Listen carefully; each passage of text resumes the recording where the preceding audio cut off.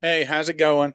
So this is going to be one that I think everybody should listen to if you're planning on being a freight dispatcher, um, because it's just going to help you make the decision whether, yeah, you should proceed with this or no, this is a no-go for you.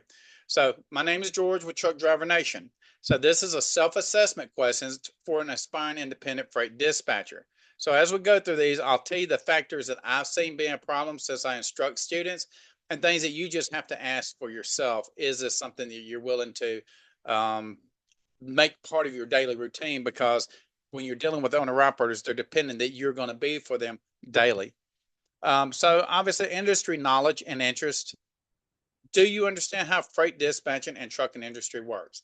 If you don't, that's what we're going to teach you at Truck Driving Nation. So don't get freaked. So some of this is going to be the things that people do know and some things that people don't know. Again, another one is, am I genuinely actually interested in logistics, transportation, and supply chain operations? You don't have to be a professionist or each one of these. It's just the overall database. As a freight dispatcher, you need to understand, does logistics really interest me? The whole transportation and the supply chains, how it's getting from point A to point B, and how do I fit in there to understand that I'm an effective part of the market when representing my clients? Now, do I enjoy solving problems and staying organized under pressure?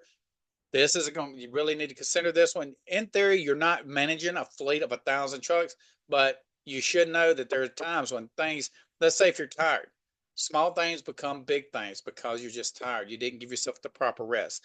Can you manage it even in those times when you didn't get the proper rest? For example, skills and experience. Do you have experience in logistics, transportation, customer service, or dispatching?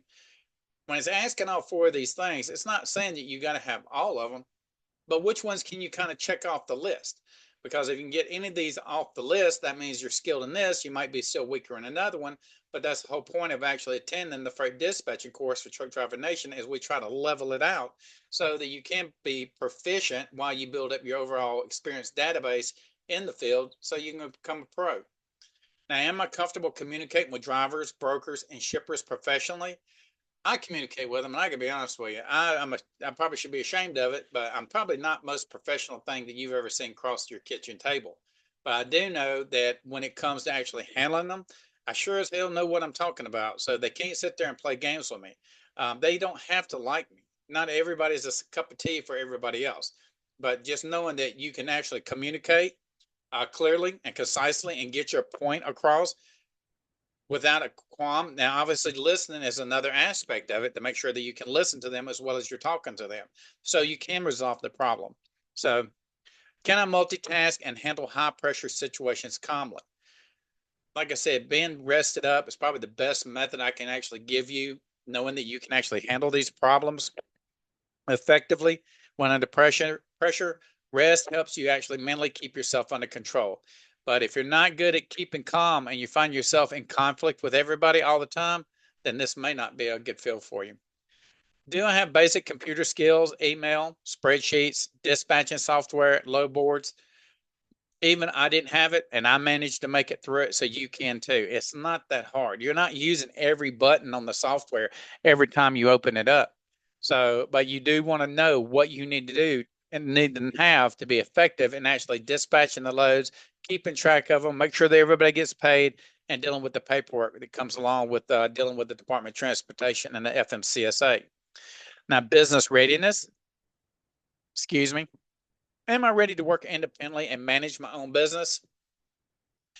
Some people are ready to go when they hook up with me and me help them understand what freight dispatching is and supply them with the um, data and stuff that they're going to need. And some people struggle with it. Not that you can't successfully handle your drivers, but maybe you need to slow down and back off and don't start out with so many at one time. Get used to the rhythm and then build your pace up. And I found that just be able to give them a little bit of time and they actually are able to accomplish that goal.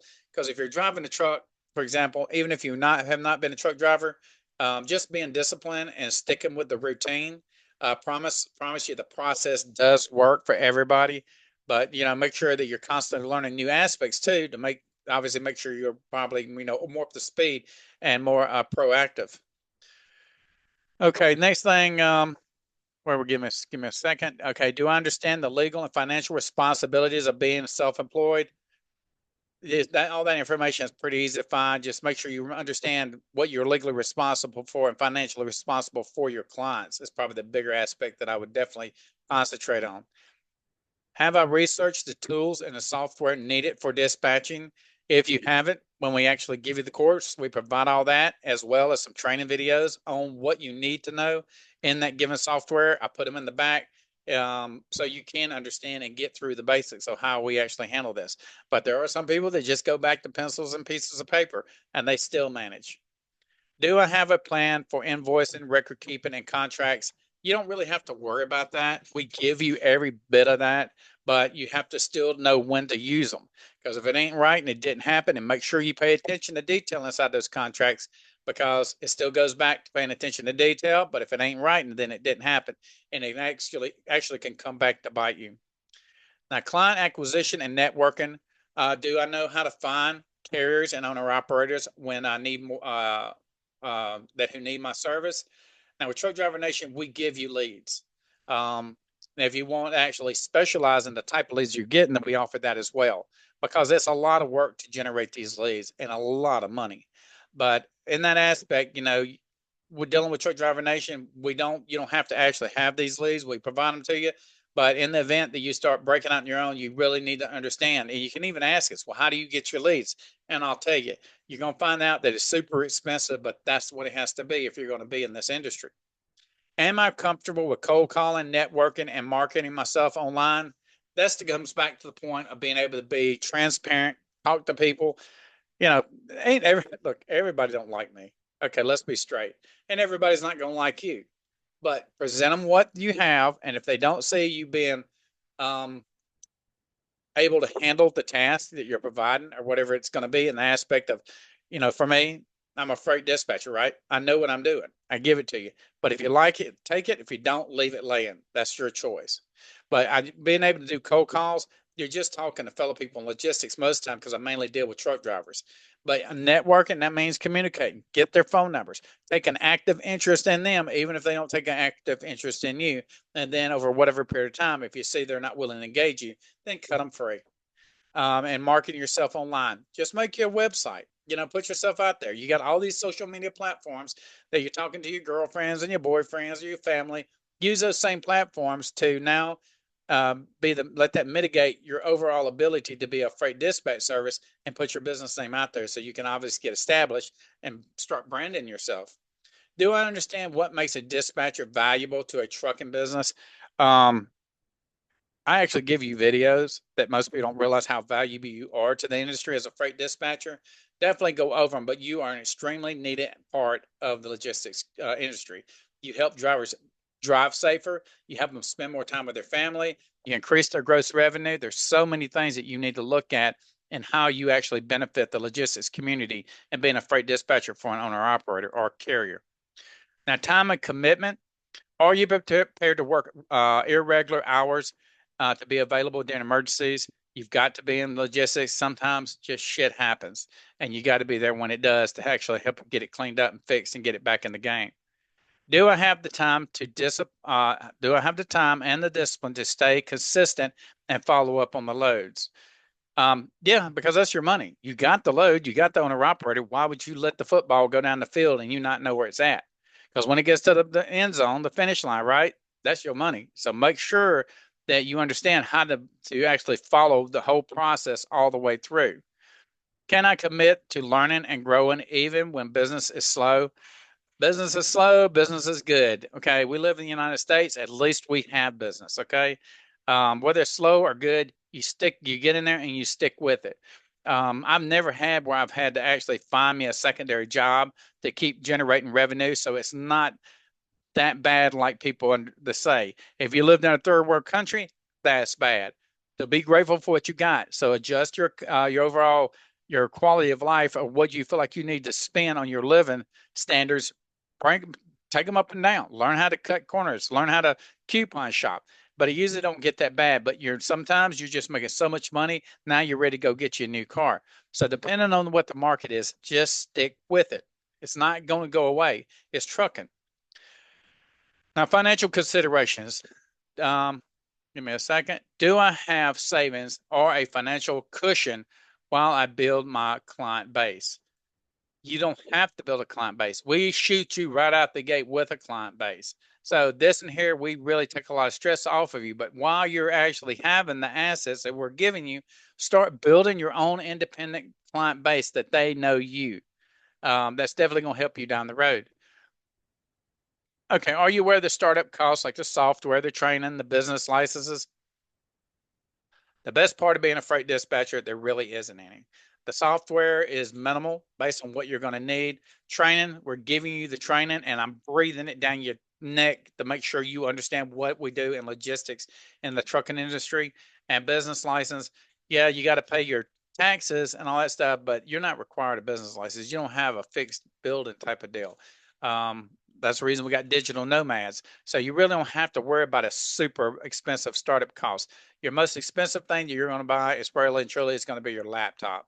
Your overall cost that's going to probably get expensive is your internet, which you need it anyways, and you use it anyway. So it's not just like it's sourced to only one thing, just doing this. So you watch your movies on it and everything else. So it's kind of a double kind of deal where you already got it in your hands. So use it for something that's going to make you a profit. Um, Now, do I know how to charge clients? Percentage, a flat rate, or per load? I teach that, but I go with a percentage because I know if they make more, I make more. If I make less, then they make less. Why shouldn't I ride the wave with them? But that gives me the overall motivation to ensure that we're keeping that gross revenue up. So obviously, I maintain my given income at whatever level I'm choosing. So make sure to pick out one, stick with it. Unless you just want to be flexible, always be flexible in business. But whichever one works for you the best, that should obviously be your choice. So you know you can be profitable.